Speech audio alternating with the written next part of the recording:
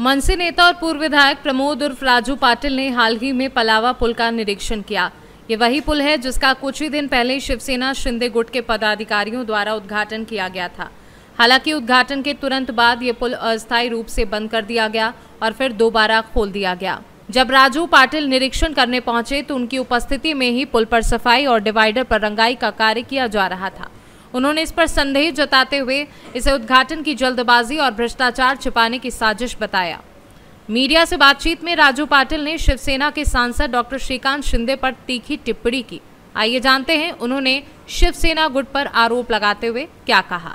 मागच्या 4 तारखेला या पलावा पुलाचं जो आमचा देसाई खाडी आणि काटे ब्रिज बोलायचो आम्ही, त्याचा एकत्रित जो पलावा पूल तयार झालेला आहे त्याचा लोकार्पण इथल्या स्थानिक आमदारांनी केला। घाईघाईने केलं, ते का केलं आम्हालाही माहित नाही, कारण या पुलाचं थोडं काम बाकी होतं।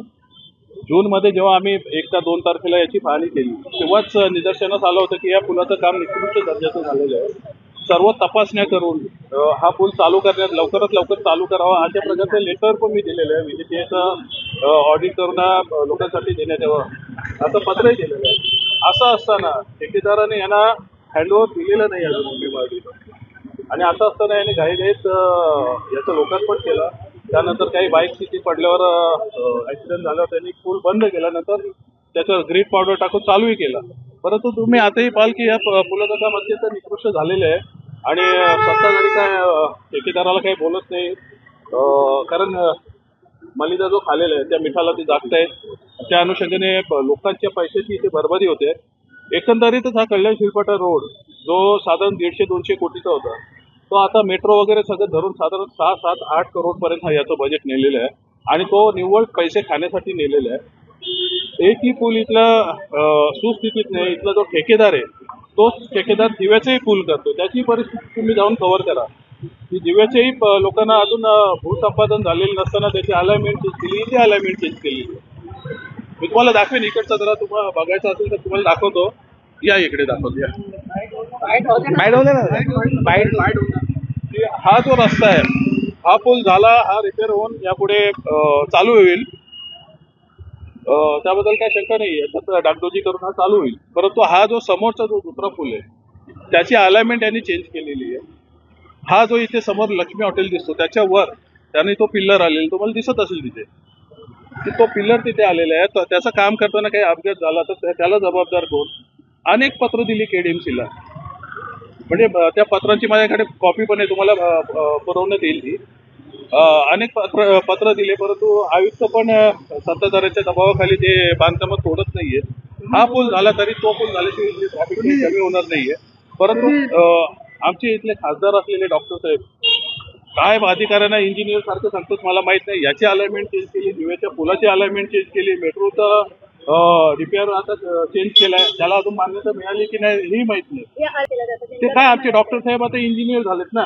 म्हणजे तुम्ही बघाल की आमचा हा रिंग रूटचा टप्पा क्रमांक 1-2 जे प्लॅन पास अथॉरिटी आहे रुनवाल किंवा लोढाची असेल तीच MMRD तो रस्ता करते। तेव्हा याचं कोऑर्डिनेशन नव्हतं का? मग त्यांच्या भल्यासाठी त्याने आता बिल्डिंग बांधल्यावर तो ती अलाइनमेंट बदली करतायत का? हे सर्व यांचे लागेबंद आहेत आणि जो टक्केवारीचा मलिदा मिळतोय त्यासाठी हे सर्व ठेकेदारांना आणि या गोष्टींना हे थारा देतात। मला वाटतं तुम्ही जनतेचा पैसा इथे खर्च करता तर त्या कामाला त्याची गुणवत्ता यायला पाहिजे। MMRDची कामं अशी पूर्वी नव्हती।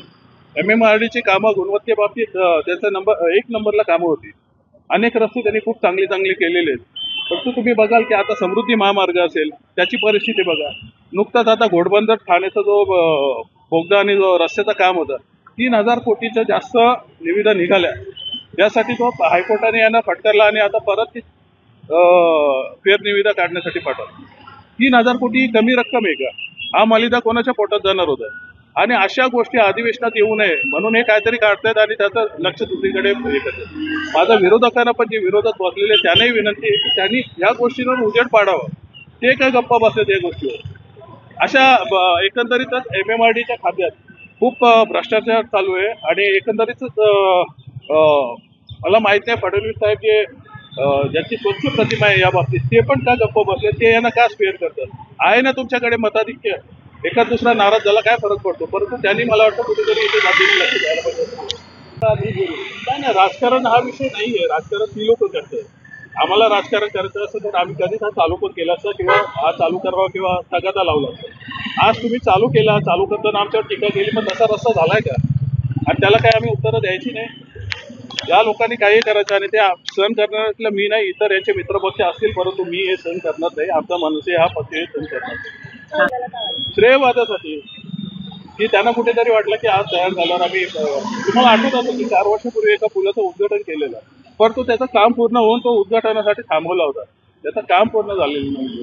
आणि तुम्हाला इथे 2 गर्डर लॉन्चिंग केले 4 वर्षापूर्वी यांनी, तेव्हा फटाके वगैरे फोडले होते. तर याचं उद्घाटन त्यांनी तसं केलं नसतं का? परंतु कुठेतरी भीतीपोटी त्यांनी घाई केली आणि ती अत्यंत चुकीच्या पद्धतीने त्याने लोकार्पण केलेलं आहे. लोकांची इथे बळी जाऊ शकतात. त्यामुळे त्याची लवकरात लवकर डागडुजी करावी ही मागणी आम्ही करत आहोत. पोलिसांकडे तक्रार करण्यापेक्षा लाचलुचपत विभागाकडे याची तक्रार करायला पाहिजे की याच्यात अत्यंत मोठ्या प्रमाणात या रस्त्यामध्ये एकंदरीतच खूप भ्रष्टाचार झालेला आहे.